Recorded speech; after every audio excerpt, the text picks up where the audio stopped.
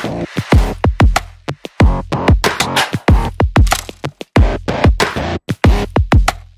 दोस्तों एक बार फिर से हम आपके लिए लेकर आ गए हैं लॉक दैट टेक विद अभिषेक तेलंग, आपका अपना टेक गुरु और Siddharth Sharma sedan chips.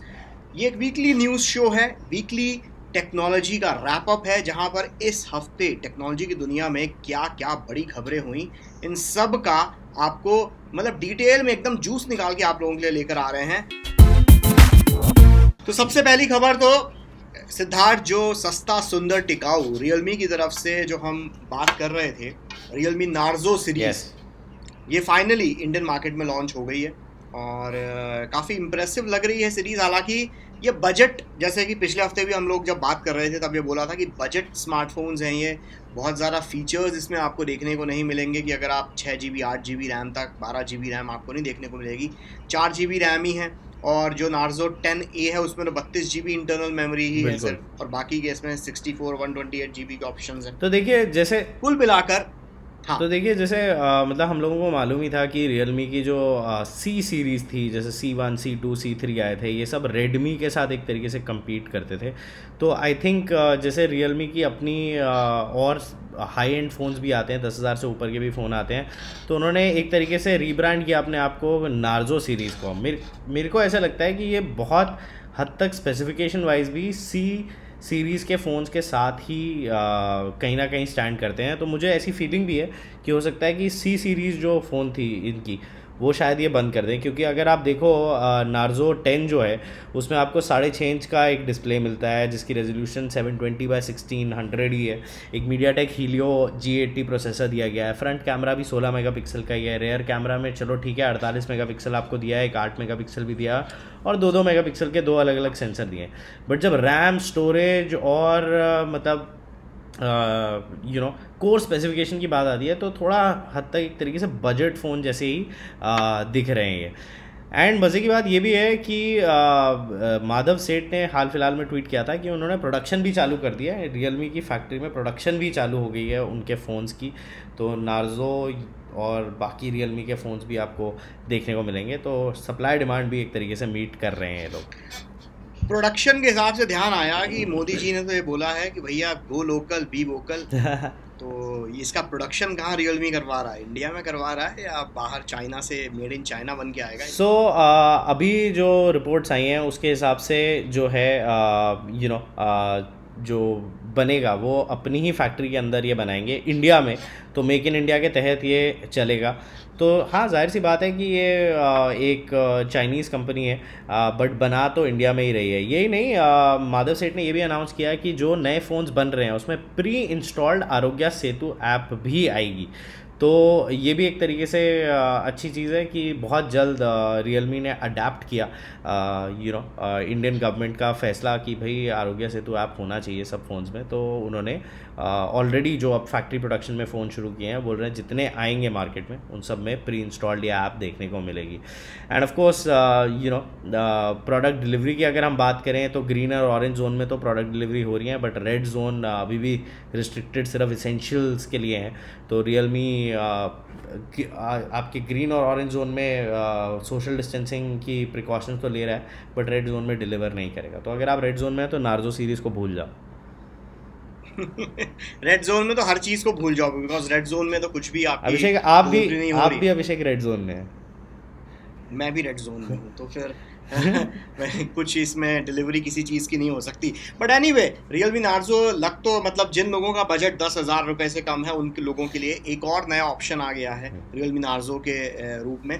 Phone दिखने में काफ़ी अच्छा है, और इसमें अच्छी चीज़ जो डिज़ाइन इन्होंने लॉन्च की खास करके नार्जो 10 में, वो इससे पहले आपको याद होगा वो प्याज और लहसुन के फ्लेवर वाले जो रियलमी के फ़ोन आते थे, तो इन्होंने प्याज और लहसुन के साथ साथ अब इन्होंने धनिया और दूसरा कौन सा, एक वो धनिया तो फ्लेवर कर दिया, धनिया मिर्च, हाँ मिर्च, धनिया और कश्मीरी मिर्च वाला फ्लेवर इन्होंने और एक लॉन्च कर दिया है। तो ये ग्रीन कलर में, और वो बड़ा एक खूबसूरत सा पिंक सा कलर है, मरूनिश कलर है, उस कलर में लॉन्च है। लेकिन दिखने में काफ़ी अच्छे हैं। मतलब जो मास्टर एडिशन के लिए आपको एक्स्ट्रा पैसा खर्चा करना पड़ता था, एक्स्ट्रा कुछ 4-5 हज़ार एक्स्ट्रा ही वो फ़ोन बिकते थे महंगे में, तो वो सस्ते में आप मतलब वो डिज़ाइन आप वो कर सकते हैं। तो डिज़ाइन वाइज नो डाउट काफ़ी खूबसूरत फ़ोन इन्होंने देखिए बनाया, दो चीज़ फ्लैगशिप जैसी डिज़ाइन। दो चीज़ें मुझे बहुत अच्छी लगी इसमें, ये एक इसमें कैमरा काफ़ी अच्छा दिया गया है। एक 48 मेगापिक्सल का कैमरा आपको 11-12 हज़ार रुपये के फ़ोन में ऑफ़र कर दिया है इन लोगों ने एक तरीके से, तो हो सकता है 10,000 के अंडर भी आपको देखने को मिले। 4 कैमरा सेटअप है। बट सबसे अच्छी बात जो मुझे इसमें लगी कि इसमें एक 5000 मिली एम्पियर आवर की बैटरी है जो क्विक चार्ज सपोर्ट करती है, जो कि बहुत अच्छी चीज़ है, क्योंकि रियलमी के जो सस्ते फ़ोन आते थे उसमें ज़्यादातर हमें क्विक चार्जिंग इतना नहीं देखने को मिलता था। तो नार्जो में ये 2 चीज़ें जो हैं थोड़ी सी मुझे बेहतरीन लगी। देखिए आपकी इस बात से मैं थोड़ा सा डिफर करूंगा। एक तो चीज़ ये कि कैमरे के मामले में हम लोग ये काफ़ी देख रहे हैं कि स्पेसिफिकेशंस के आधार पर हम नहीं जज कर सकते कि कैमरा कैसा होगा। तो जब फ़ोन हाथ में आएगा तो हम ज़्यादा बेहतर तरीके से बता पाएंगे कि कैमरा कितना अच्छा है। रही बात जो क्विक चार्जिंग जो इसके अंदर दी गई है सिद्धार्थ, वो 18 वॉट के फास्ट चार्जिंग है, जो दरअसल आज के ज़माने में जब 65 वॉट तक पहुंच गई है, एक 33 और 25 what is the new normal fast charging के इसमें। ऐसे में 18 वॉट अब जिसे कहा जाए बहुत ज़्यादा उसको आप उस चीज़ को लेकर बुलिश नहीं हो सकते, बिकॉज आजकल 25 what is the new normal fast charging. बिल्कुल वो चीज़ है। तो एक और बढ़िया स्मार्टफोन जो इस हफ्ते हमें देखने को मिला वो है Vivo V19। काफ़ी वक्त से हम इसको इंतज़ार कर रहे थे। मार्च में करीब Vivo V19 का अनाउंसमेंट ग्लोबली हो गया था, उसके बाद ही इंडिया में लॉकडाउन लग गया और Vivo की पूरी टीम, Vivo इंडिया की पूरी टीम इंतज़ार करती रही कि यार अब लॉन्च करें क्या, अब लॉन्च करें क्या, अब लॉन्च करें क्या, पर वो हुआ नहीं कभी, बिकॉज लॉकडाउन 1, 2, 3 होता चला गया। लेकिन अब finally Vivo V19 Indian market में अवेलेबल होगा, हम सब लोग उसको खरीद पाएंगे। और अच्छी चीज़ ये है कि वो जो Vivo के मामले में जो इन्होंने एक टैगलाइन इन्होंने दी थी सेल्फी एक्सपर्ट, तो वो सेल्फी एक्सपर्ट की लेगेसी को Vivo V19 भी आगे लेकर जाता है, जो इससे पहले V17 और V18 उस चीज़ पे थे। काफ़ी बढ़िया सेल्फी कैमरा इसके अंदर दिया गया, डुअल सेल्फी कैमरा है, अल्ट्रा वाइड एंगल वाला सेल्फी कैमरा है, साथ में AI काफ़ी इफेक्ट्स दिए गए इसके सेल्फी कैमरे में। क्या क्या और खूबियां हैं Vivo V19 में सिद्धार्थ? जैसा कि आपने बताया, तो ये ड्यूल फ्रंट कैमरा एक पंच होल डिज़ाइन के अंदर दिया गया है। एक 32 मेगापिक्सल का और एक 8 मेगापिक्सल का कैमरा है। इसमें जो कुछ अनोखी चीज़ें दी गई हैं वो ऐसी दी गई हैं जैसे एक ऑरा स्क्रीन लाइट दी गई है।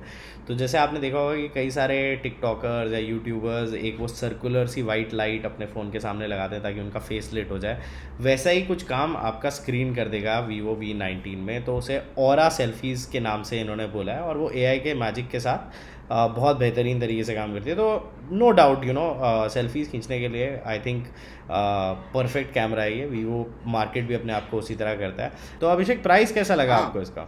तो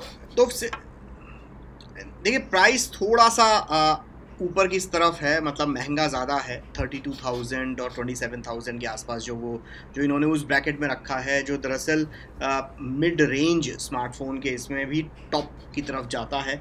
लेकिन आप कहीं ना कहीं ये माने कि Vivo हमेशा से कुछ एक चीज़ों के लेकर ज़्यादा बुलिश रहा है, वो है उसका कैमरा और वो है उसके डिज़ाइन। तो डिज़ाइन के मामले में आप नंबर नहीं काट सकते Vivo के, क्योंकि बेहद खूबसूरत फ़ोन्स पिछले कई सालों से बनाते आ रहे हैं। बिल्कुल। दूसरी चीज़ ये है कि जैसे कहा जाए कैमरा भी Vivo के फ़ोन्स का काफ़ी अच्छा होता है, और इसको लेकर मैंने अपने चैनल पर भी कुछ वीडियोस किए थे जहां पर डेडिकेटेडली हमने उस Vivo के कैमरे के अलग अलग मोड्स को कई टफ़ कंडीशंस में हमने टेस्ट किया और काफ़ी अच्छे रिजल्ट्स आए। तो उस मामले में Vivo V17 काफ़ी अच्छा था। आई होप Vivo V19 तो उससे कहीं ज़्यादा और अच्छा होगा। लेकिन जहाँ पर प्राइस की एक बात है, आप थोड़ा सा कंपनी को भी समझने की कोशिश कीजिए सिद्धार्थ। इस साल IPL लगभग कैंसिल हो गया, राइट? और IPL से Vivo की बहुत भयंकर ब्रांडिंग होती थी, और Vivo की इसी कारण से वो IPL के सीज़न के कारण ही Vivo इस बार सैमसंग को हराकर नंबर 2 के स्पॉट पर बैठ गया इंडियन स्मार्टफोन में शिपमेंट्स के आधार पर। अब कहीं ना कहीं इनको जो है या तो प्रॉफिट कमाना होगा, जो इन्होंने शिपमेंट कर दिया बेचने हैं, तो प्राइस तो इन्होंने अच्छा लॉन्च किया कि हाँ भाई जैसे कहा जाए कि एक वो प्रीमियम नेस बनी रहे ब्रांड की। लेकिन मुझे जहाँ तक लगता है कि चूंकि IPL कैंसिल हो गया है और अब जब इनको नेक्स्ट क्वार्टर में अपने फ़ोन बिके हुए दिखाने पड़ेंगे, क्योंकि शिपमेंट से ही वो चीज़ नहीं होती, यूनिट सोल्ड वाला भी एक आंकड़ा होता है, तो वहाँ पर कहीं ना कहीं हमें इस साल के सेकंड मतलब ये जो अभी आने वाले 2-1 महीने में हमें हो सकता है प्राइस ड्रॉप भी हमें देखने को मिले बहुत जल्दी Vivo के फ़ोन्स में इस बार। क्या सोचते हैं? प्राइस ड्रॉप देखने को मिलेगा डेफिनेटली। मुझे ऐसे लगता है कि क्योंकि वीवो ने 2 महीने तक, आप ये सोचिए, एक कंपनी जो हर 15 दिन में एक फ़ोन लॉन्च करती थी इंडिया में, वो 2 महीने तक एकदम खाली बैठी रही, उसने कोई फ़ोन लॉन्च नहीं किया। तो और जब लॉन्च किया तो थोड़ा महंगा लॉन्च किया, तो जाहिर सी बात है कि 2 महीने। और ये भी फोन जो लॉन्च किया ये मार्च में लॉन्च होने वाला था। बिल्कुल, तो ये मार्च में लॉन्च होने वाला था, अब ये मई में आएगा, मई मिड में लोगों के हाथों में आएगा। बिल्कुल, तो ये मान के चलिए आप कि यस, प्राइस ड्रॉप आपको ज़रूर देखने को मिल सकता है इसमें। एनीवे सिद्धार्थ, अगली खबर की तरफ चलते हैं, जो बड़ी जिसे कहा जाए दुखदाई खबर है कि उबर ने एक जूम कॉल के, मतलब जूम कॉल जो है ना इन दिनों काफ़ी बड़ा मनहूस टाइप की चीज़ हो रही है। या तो आपके हैक हो जाते हैं कोई लोग उसमें जूम कॉल में घुस आते हैं, मतलब बीच क्लास में, और अगर बीच कॉल में लोग नहीं घुसते हैं तो जिसे कहा जाए इस तरीके के हादसे हो जाते हैं जूम कॉल के ऊपर। तो मतलब बड़ा मनहूस टाइप का सिद्ध हो रहा है जूम कॉल कि उबर ने एक जूम कॉल में 3,500 लोगों को निकाल दिया। Well, to be precise 3700 employees या फिर 14% अपनी वर्क फोर्स को उन्होंने एक जूम कॉल पे फायर किया। एंड वो जूम कॉल जो थी वो 3 मिनट लास्ट की, सिर्फ 3 मिनट में 3700 एम्प्लॉयज़ को उन्होंने एक तरीके से ले ऑफ कर दिया। मतलब लगभग हर मिनट में करीब 1100-1200 एम्प्लॉयज़ निकाले हैं। मतलब स्ट्राइक रेट तो कुछ ज़्यादा ही ज़बरदस्त है। स्ट्राइक रेट 1200 एम्प्लॉय हर मिनट। हाँ, एंड बेसिकली ये ऑपरेटिंग एक्सपेंसेस को कम करने के लिए ऊबर ने मूव उठाया है। और ये एक तरीके से आपको ये भी बताता है कि कैसे ये जो एकदम बिग आइडियाज़ या गेम चेंजिंग बबल्स आते हैं वो कैसे कोलैप्स कर जाते हैं अगर वर्ल्ड क्राइसिस में चला जाए। तो ये जो इंसिडेंट हुआ है ये वेस्टर्न वर्ल्ड में हुआ है, लंदन यूके में देखने को मिला है और यूएस में देखने को मिला है। तो जो ये है ये एक तरीके से ऊबर का अपना इंटरनल जो है HQ है इनके, वहाँ पे देखने को मिला है। इंडिया में इसका अभी तक इम्पैक्ट नहीं है, but I am pretty sure repercussions होंगी, इम्पैक्ट आएगा, क्योंकि Q1 में 2019 का ऊबर का नेट लॉस अबाउट $1 बिलियन था, ठीक है, जिसमें मतलब काफ़ी फाइट थी। मतलब नेट लॉस अगर किसी कंपनी का $1 बिलियन हो रहा है और वो इतनी सर्विसेज प्रोवाइड कर भी रही है, तो जाहिर सी बात है कि कोविड के टाइम पे मतलब राइड हेलिंग इतना नहीं हो रहा है, वैसे भी ऊबर्स एंड ओलाज इतना चल नहीं रहे हैं, तो जाहिर सी बात है कि उन्हें ये ऑपरेशंस कट डाउन करने के लिए एक जूम कॉल करनी पड़ी और 3700 एम्प्लॉयज़ को कहना पड़ा उन्हें बाय बाय।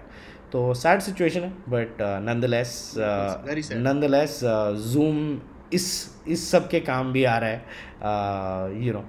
एक तरीके से। सो देयर यू गो, ये था हमारा न्यूज़ रैप अप। अब हम बढ़ते हैं अपने अगले सेक्शन की ओर, Abhishek, which is tech this week. OnePlus 8 series launch तो हो गई थी करीब 2-3 वीक पहले। इनफैक्ट हमारा फर्स्ट एपिसोड ही OnePlus 8 सीरीज को लेकर था, लॉक दैट टेक का। yes. लेकिन OnePlus 8 सीरीज इंडियन मार्केट में अब लॉन्च हो रही है और तारीख भी मुकर्रर कर दी गई है, वो है 29 मई। मतलब मई का महीना ख़त्म ही हो जाएगा, एक दिन बचेगा बस। लेकिन OnePlus 5G भी आ रहा है, OnePlus 8 सीरीज़ का 5G मॉडल भी आ रहा है 29 तारीख को। और बाकी जो OnePlus के हमें 8 Pro, OnePlus 8 सीरीज़ के जितने भी फ़ोन्स थे वो सब हमें देखने को मिलेंगे। कीमत जो है इसकी OnePlus 8 सीरीज़ की शुरू हो रही है 41,999 से लेकर 59,999, यानी 42 से 60,000 के बीच में इसके सारे फ़ोन्स आपको देखने को मिलेंगे। क्या कहना है सिद्धार्थ आपका? प्राइसिंग तो ठीक है, लेकिन लॉन्च जो जिस तारीख को ये कर रहे हैं, और क्या इसमें आपकी सोच है? ठीक लग रहा है? तो बेसिकली काफ़ी लेट तो नहीं हो गए? तो मुझे ऐसा लगता है कि ये थोड़ा सा लेट हो गए हैं, क्योंकि अब एक तरीके से जोन्स भी बनाई दिए इंडिया में, और ग्रीन जोन, ऑरेंज जोन में जैसे डिलीवरी हो भी रहा है, रेड जोन में नहीं हो रहा है, तो उनको खोल देना चाहिए था sale. But I think maximum impact के लिए उन्होंने 29 मई को डेट रखा कि चलो सबको अवेलेबल होगा। बट अमेज़ॉन एक स्पेशल सेल भी कर रहा है 18 मई को, जिसमें आप ये ऑर्डर कर सकते हैं फ़ोन। सो 18 मई को अगर आप अमेज़ॉन की स्पेशल सेल का पार्ट बनना चाहें तो अमेज़ॉन पे जाएं, मतलब अपना रजिस्टर वगैरह करें, एंड 18th को you can actually order a OnePlus smartphone. But 29th I think काफ़ी लेट हो जाएगा एक तरीके से OnePlus के लिए, क्योंकि 29th तक हमें काफ़ी सारी और चीज़ें भी देखने को मिलेगी, और भी बहुत सारे फ़ोन्स हैं जो लॉन्च हो रहे हैं 29th तक। So I mean I don't know, Xiaomi का Mi 10 ऑलरेडी लॉन्च हो गया है, कई लोगों ने उसको कंपेयर भी कर दिया वन प्लस के साथ, प्राइसिंग भी थोड़ी बहुत सिमिलर ही है, but you know the thing is कि मुझे ऐसा फीलिंग है कि ये थोड़ा सा लेट मूव है, 29 मई इज़ टू फार। लेकिन मुझे एक ऐसा लगता है सिद्धार्थ की वन प्लस ने बीते कुछ सालों में अपनी इमेज इस तरीके से बना दी है कि लोग इंतज़ार करते हैं इस फ़ोन का, और ये हो सकता है कि ये उतना जैसे कहा जाए बुरा मूव ना हो वन प्लस के पार्ट से, बिकॉज 29 में एक तरीके से जो एक एंटिसिपेशन भी बढ़ाएगा लोगों के बीच में कि यार वन प्लस आ रहा है, तो वो कहीं ना कहीं जो कंपनीज़ ने अभी फ़ोन लॉन्च कर दिया है, फॉर एग्जांपल अगर Mi 10 हमें 29 में से पहले अगर देखने को मिलता है, या बाकी और जो फ़ोन्स हैं अगर वो मार्केट में उसके आसपास आ जाते हैं जो वन प्लस को कॉम्पीट कर सकते हैं, तो लोग शायद उनको भी ना खरीदें, वो इंतज़ार करेंगे कि यार एक बार आ जाए वन प्लस, क्योंकि अभी कहीं से भी लॉकडाउन खुल तो नहीं रहा है, अभी ऐसा कुछ भी नहीं है। 17 तारीख तक लॉकडाउन लगा ही हुआ है, 17 से और 12 दिन ऊपर आप समझ लीजिए, उसके बाद वो वन प्लस लॉन्च कर रहा है। और अगर सपोज़ लॉकडाउन खुलता भी है या लॉकडाउन में छूट मिलती है, तो क्या उसमें क्योंकि वन प्लस सिर्फ ऑनलाइन ही नहीं भेजता, ऑफलाइन भी भेजता है, उसके ऑफलाइन भी स्टोर्स हैं और काफ़ी वहाँ से भी सेल्स होती है, तो मेरे हिसाब से सेफ मूव है। और कहीं ना कहीं इन्होंने कंपटीशन को भी ध्यान में रखते हुए देखा होगा, क्योंकि आज की तारीख में जो एक स्मार्ट कंज्यूमर है वो तो और खासकर जब लॉकडाउन के टाइम पर अब उसके पास पैसा भी कम है, तो वो अपना जो भी एक एक पेनी जो खर्च करेगा वो भी बहुत सोच समझ के खर्च करेगा। तो मुझे लगता है 29 मई तक सब लोग रुकेंगे ज़रूर वन प्लस 8 सीरीज़ को कम से कम हाथ में देखने के लिए, भले उसके बाद वो फ़ोन ले या कोई और फ़ोन ले, लेकिन फिर भी इंतज़ार तो करेंगे। बिल्कुल, तो मैं तो ये कहूँगा कि काफ़ी कैट एंड माउस गेम खेल दी एक तरीके से वन प्लस ने यहाँ पे, बट नॉनदलेस फ़ोन बहुत बेहतरीन है। एवरीबडी नोज़ वन प्लस ने एक तरीके से अप दी एंटे किया है इस साल भी, थोड़ा सा एक्सपेंसिव लोगों ने कहा उस फ़ोन को, but I think it is justified given जो Qualcomm 865 बाकी फ़ोन्स में देखने को मिला है वो भी कोई इतने सस्ते हैं नहीं।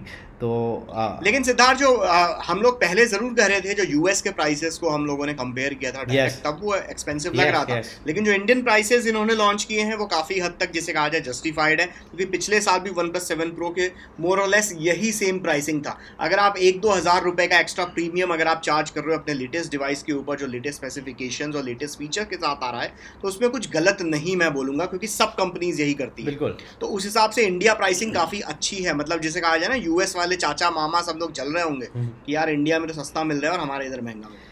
बिल्कुल, सो आई थिंक अब आपको और मुझे भी वेट करना पड़ेगा, क्योंकि आप रेड जोन में हो, मैं भी रेड जोन में हूँ, तो हमें वेट करना पड़ेगा to get our hands on the OnePlus 8 series. But nonetheless lock that tech के ज़रिए हम लोग आपके लिए सारी लेटेस्ट अपडेट्स तो लाते ही रहते हैं। तो सिद्धार्थ अब चलते हैं हमारे गैजेट दिस वीक पर, और इस बार गैजेट दिस वीक पर हमारे साथ एक गेस्ट भी जुड़ रहे हैं, और उन गेस्ट को जोड़ते हैं और देखते हैं उनके पास कौन सा इस बार के लिए थोड़ा मतलब एक्सोटिक गैजेट बोलेंगे या एंटीक गैजेट बोलेंगे, क्या है वो देखते हैं। तो दोस्तों, आज हम लोगों के साथ एक मेहमान भी जुड़ रहे हैं लॉक दैट टेक में, मेरे और सिद्धार्थ के साथ। ये हैं मेरे पुराने दोस्त, और आप लोग मेरे चैनल पर इनको देखते होंगे। अंबर शर्मा फिल्म मेकर हैं, वाइल्ड लाइफ फोटोग्राफर हैं, इन्होंने अपना जीवन जंगलों और कैमरों के साथ बिता दिया। तो अंबर, आप मुझे बता रहे थे कि आज लॉक दैट टेक पर आप बड़ा इंटरेस्टिंग सा गैजेट दिखाने वाले हैं। क्या है वो गैजेट, जरा दिखाइए मुझे और सिद्धार्थ को। अभिषेक का आज का जो गैजेट है वो बहुत ही यूनिक गैजेट है। गैजेट तो नहीं कहेंगे, कैमरा है, और मोबाइल में एक फंक्शन होता है पैनोरामा शॉट्स के लिए। तो पहले जब फिल्म होती थी, जब एक मैनुअल कैमरा होता था और डिजिटल वर्ल्ड नहीं था, तो फोटोग्राफी कैसे होती थी। तो अभिषेक, ये वो कैमरा है जिसका नाम है होराइजन S3 Pro, और ये जो फोटोग्राफ लेता है ये 180 डिग्री पे फोटोग्राफ लेता है। अगर मैं इसमें आपको दिखाऊं, अगर मैं इसका फंक्शन दिखाऊं, तो हम इसमें कैसे रील लोड करते थे कि ये जो टॉप का पॉइंट है, इससे हम खोलते थे, इसको पुल करते थे और बैक पैनल खोलते थे इसका हम, और बैक पैनल में इसमें 36 वाला एक रोल डालते थे। अगर आपको याद हो, बचपन में एक रोल आता था, याद है जब कोडैक का आता था, फूजी का आता था, फ्यूजी फिल्म का आता था, तो वो रोल हम इसमें डालते हैं और ये 180 डिग्री पे लेता है फोटोग्राफ्स। और मैं इसको प्ले करके दिखाता हूँ। जब हम इसमें रील लोड कर लेते हैं, कैमरा लोड कर लेते हैं, तो जब हम इसको शटर को प्रेस करते हैं तो अभिषेक इसका जो शटर है, जो एक जो पिक्चर क्लिक करता है वो लेफ्ट टू राइट मूव करता है ऑटोमेटिकली, और वो जो है 180 डिग्री का शॉट लेता है। प्लस इसमें जो है आपकी शटर स्पीड एडजस्ट करने का भी ऑप्शन है। जैसे कि अगर हम ऊपर टॉप पे देखें, यहाँ टॉप पे देखें तो यहाँ पे F वैल्यू है, दैट इज़ योर F 2.8 से लेके F16 तक एडजस्ट कर सकते हैं। प्लस शटर स्पीड है 1/30 to 250। तो ये अपने टाइम का बहुत ही एक्स्ट्रा ऑर्डिनरी कैमरा था जब तक डिजिटल वर्ल्ड नहीं आया था अभिषेक। तो ये मतलब जिसे कहा जाए ये कितना प्राचीन है, मैं ये जानना चाहूँगा। अभिषेक ये इंट्रोड्यूस हुआ था समवेयर इन 60s। ये जो एक तरीका की फोटोग्राफी है समवेयर 60s में, if I am not wrong, panorama photography 60s में बहुत फेमस हुई थी। अच्छा ये बताओ, मोगली बाबा तब 60s में पैदा हुए थे? क्योंकि मैं और सिद्धार्थ तो नो डाउट पैदा नहीं हुए थे तब। मैं पैदा नहीं हुआ था, लेकिन मैं ऊपर से वॉच रख रहा था। तो 60s की टेक्नोलॉजी जो है एक तरीके से आप देख पा रहे हैं इन इट्स मॉडर्न अवतार, ये कह सकते हैं आप इसको। सिद्धार्थ, मैं आपको बताता हूँ कि अब जो कैमरा आते हैं और या अब जो डिजिटल कैमरा हो गए या फिर आपके फ़ोन्स हो गए, उसमें बहुत सारे इनबिल्ट फंक्शंस हो गए हैं। पहले जो फोटोग्राफी होती थी वो टोटल आपकी टेक्नोलॉजी, मतलब आई मीन टेक्निकल नॉलेज के ऊपर होती थी कि आप टेक्निकल एस्पेक्ट कैमरे का क्या समझते हैं और प्लस आप अपने सब्जेक्ट को क्या समझते हैं। और आज की जो तारीख में जो डिजिटल वर्ल्ड है उसमें सिर्फ कि आपको क्लिक करना आना चाहिए, बाकी आपकी सारी टेक्नोलॉजी आप उसके थ्रू आप उसको बेटर कर सकते हैं।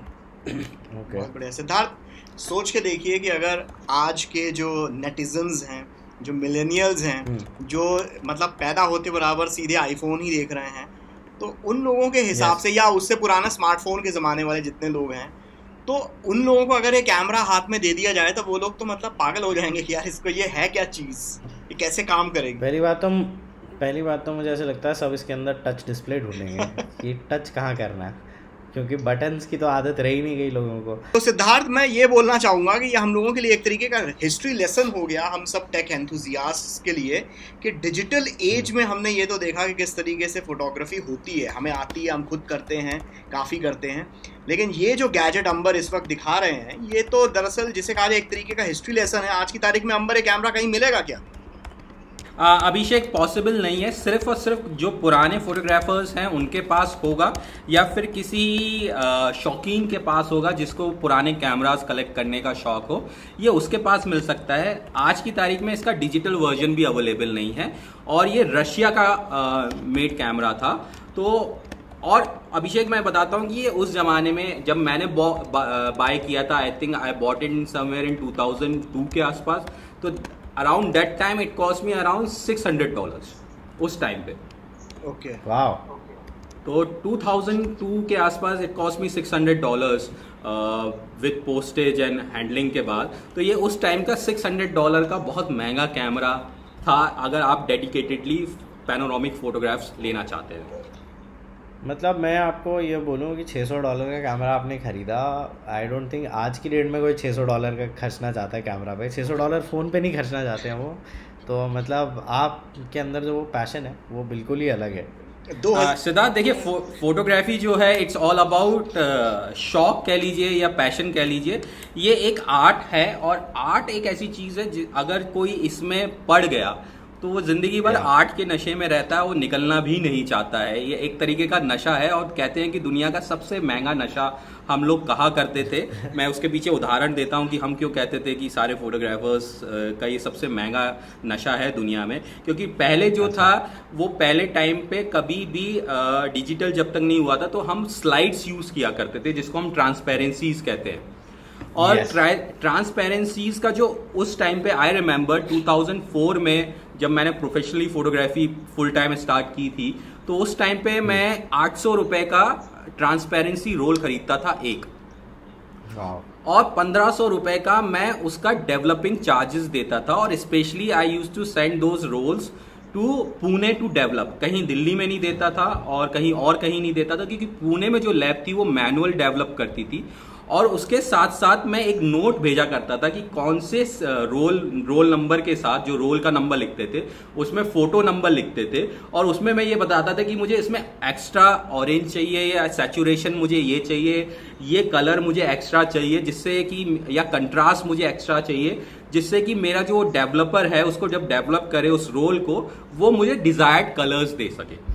फॉर एग्जाम्पल आज की तारीख में जिसको हम पोस्ट प्रोसेसिंग कहते हैं, तो पोस्ट प्रोसेसिंग पहले टाइम पे भी होती थी, लेकिन पोस्ट प्रोसेसिंग में सिर्फ कलर्स और कंट्रास्ट का एडजस्टमेंट होता था, कोई फोटोशॉप की तरह उसमें बैकग्राउंड चेंज करने का एडजस्टमेंट नहीं होता था।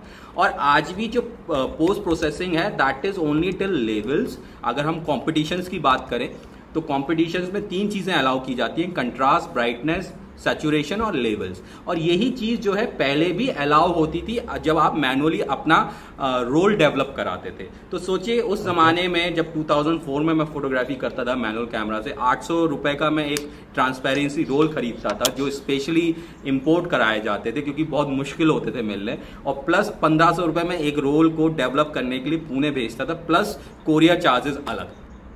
मतलब सिद्धार्थ आप समझ रहे हैं इस चीज़ को कि आज हम लोग जो जितने भी ऐप्स हैं या जो एडोबी जो मेहनत करता है या जितने भी सॉफ्टवेयर की कॉस्ट रखता है या जितनी भी कंपनीज़ हैं, इन लोगों ने हमारा कितना काम आसान बना दिया है। नहीं तो उससे पहले काम कितना मुश्किल हुआ करता था। और ये जो कैमरा अंबर ने दिखाया सिद्धार्थ, अगर आप देखें तो गोप्रो का दरअसल ये ग्रैंड डैडी है, क्योंकि जिस चीज़ के लिए गोप्रो जितने वाइड एंगल के लिए है ये उससे भी ज़्यादा वाइड एंगल लेता है। गोप्रो का कितना है 180 degree. Let me correct you, 180 degree angle, 180 degree 180 degree है। गोप्रो का तो 128 या 130 डिग्री है समथिंग गोप्रो का फील्ड ऑफ व्यू। तो ये तो गोप्रो का ग्रैंड डैडी है। तो अंबर मैं बिल्कुल चाहूंगा अंबर, अगर आपके पास अगर फोटोग्राफ्स हों वो जो आपने इस कैमरे से लिए हैं, आप मेरे को फोटोग्राफ दीजिए, मैं स्क्रीन पर यहाँ पर चलाऊंगा। तो सिद्धार्थ कैसा रहा ये हिस्ट्री लेसन? तो ये हिस्ट्री लेसन काफ़ी नॉस्टैल्जिक था मेरे लिए, इतना नॉस्टैल्जिक नहीं शायद, बट डेफिनेटली कुछ नया सीखने को मिला है यहाँ पे। आई होप हमारे व्यूअर्स को भी यहाँ पे कुछ नया सीखने को मिला होगा, एंड अब वो अपने फ़ोन के कैमरास को इतना टेकन फॉर ग्रांटेड नहीं लेंगे। बिल्कुल। आपने कभी डिजिटल पे फोटोग्राफी की, वो जो कैमरा रोल के ऊपर जैसा अंबर बता रहे हैं?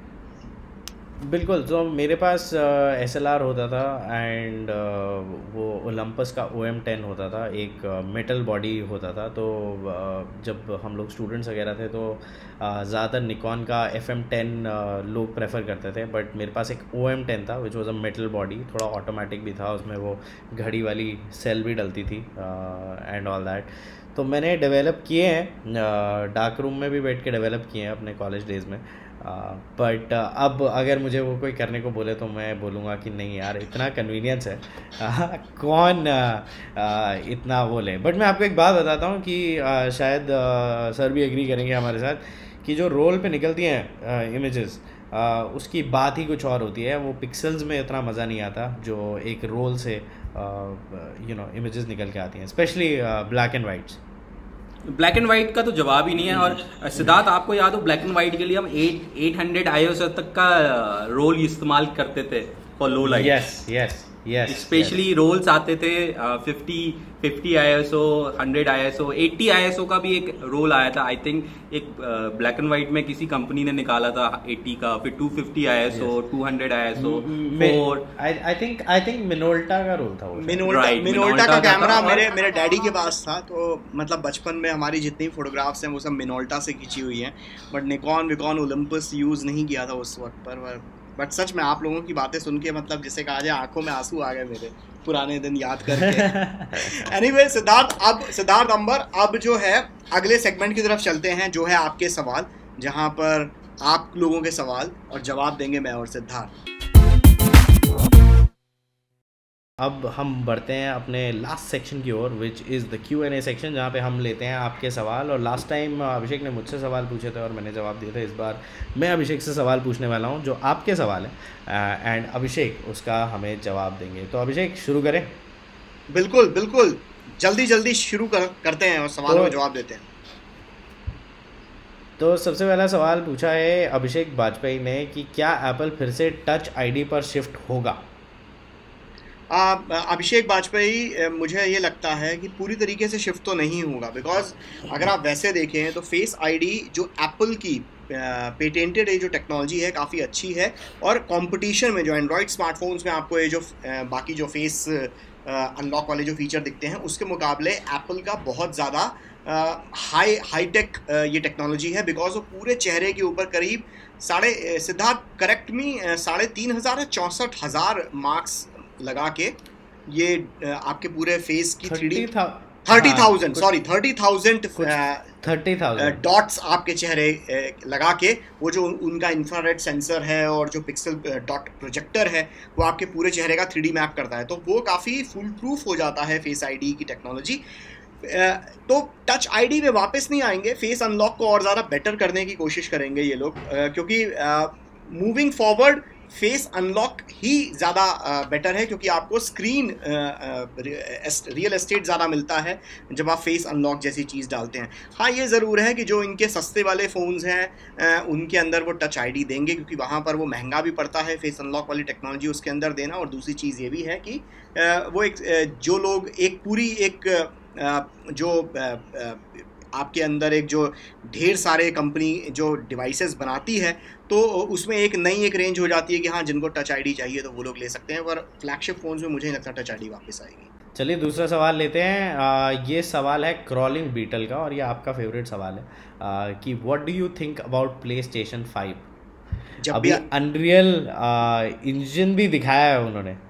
हाँ, PlayStation 5 तो लेना है नो डाउट, और काफ़ी इंटरेस्टिंग रहने वाला है डिवाइस, क्योंकि इस बार PlayStation 5 पे एक तो 4K गेम प्ले हो जाएगा।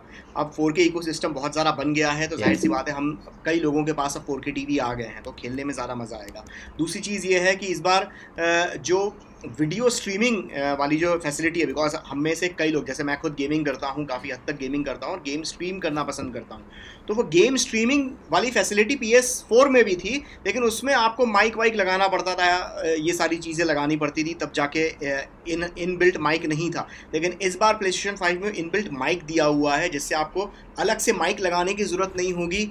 आप जिसे कहा जाए बस शेयर कीजिए और गेम स्ट्रीम आप स्टार्ट कर दीजिए। और जाहिर सी बात है जो अच्छे अच्छे गेम्स जो आने वाले हैं PlayStation 5 के ऊपर वो काफ़ी अच्छी चीज़ है। और डिज़ाइन वाइज अभी इन्होंने PlayStation 5 का कंसोल का डिज़ाइन तो अभी तक अनवील नहीं किया है, लेकिन जो डुअल शॉक जो गेम कंट्रोलर है वो काफ़ी खूबसूरत लग रहा है। और एनीवे PlayStation 5 यार बनता है, 7-8 साल पहले PlayStation 4 लॉन्च हुआ था, उतने बीच में काफ़ी वक्त हो गया, तो कहीं ना कहीं अब PlayStation 5 जिसे कहा जाए बनता है। महंगा होगा ज़रूर, करीब 50,000 के आसपास इस बार जाएगा, लेकिन फिर भी लेना बनता है। ज़्यादा नहीं जाएगा, मुझे नहीं लगता ज़्यादा जाएगा, 55,000 तक ही होगा, इससे ज़्यादा नहीं होगा। क्योंकि पिछली बार जब PlayStation 4 भी इन्होंने लॉन्च किया था तो इंडिया प्राइस की 42,000 के आसपास थी, 42-44,000 थी। तो इस बार अगर वो उतना रखते हैं तो 50-55 से ज़्यादा मुझे नहीं लगता PlayStation 5 का प्राइस होगा। सो लेट्स सी, अगला सवाल।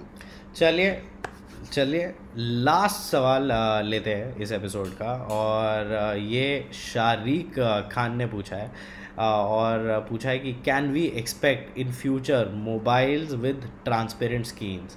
काफ़ी सारे हमें ऐसे कॉन्सेप्ट देखने को मिलते हैं यूट्यूब पे, जहाँ पे ऐसे वो फ्यूचर डिज़ाइन दिखाते हैं जिसमें स्क्रीन एकदम ट्रांसपेरेंट होता है, थ्रू एंड थ्रू फ़ोन में दिख जाता है, अच्छे ग्राफिक रेंडर्स होते हैं, मूवीज़ में भी देखने को मिलते हैं। तो आपसे इन्होंने ये सवाल पूछा है कि क्या आपको ट्रांसपेरेंट स्क्रीन्स फ्यूचर में देखने को मिलेंगे? देखिए, ट्रांसपेरेंट स्क्रीन के लिए सिद्धार्थ, जैसे जो आपको ऑटोमोबाइल कवर करते हैं वो जो ऑर्गेनिक ग्लास इस्तेमाल होता है, कई सुपर कार्स में हमें देखने को मिला कि आप टच करें तो वो टिंट अपना छोड़ देता है और वो पूरी तरीके से वो ट्रांसपेरेंट हो जाती है विंड स्क्रीन, और उसको आप कंट्रोल कर सकते हैं। ज़्यादा रोशनी है, धूप है, तो उसको थोड़ा चश्मे के शेड में कर दो, थोड़ा टिंटेड कर दो, तो वो उस तरीके का टेक्नोलॉजी है। लेकिन वो टेक्नोलॉजी क्या सच में हम लोगों ने काम की है? क्योंकि बात यह है कि फ़ोन एक कार की विंडस्क्रीन नहीं है जिसको ट्रांसपेरेंट होना ज़्यादा वक्त तक अच्छा लगेगा, क्योंकि स्क्रीन के ऊपर जब आप मूवीज़ देख रहे हो, जब आप सारी चीज़ें कर रहे हो, क्योंकि आप कंजम्पशन स्क्रीन पर जब आप करते हो तो ट्रांसपेरेंट आपको पीछे उसका चिपसेट दिखता रहे तो ये कोई बहुत ज़्यादा अच्छी चीज़ नहीं है, और ना आप पसंद करोगे किसी भी स्मार्टफोन को कि हर वक्त वो उस तरीके से दिखे।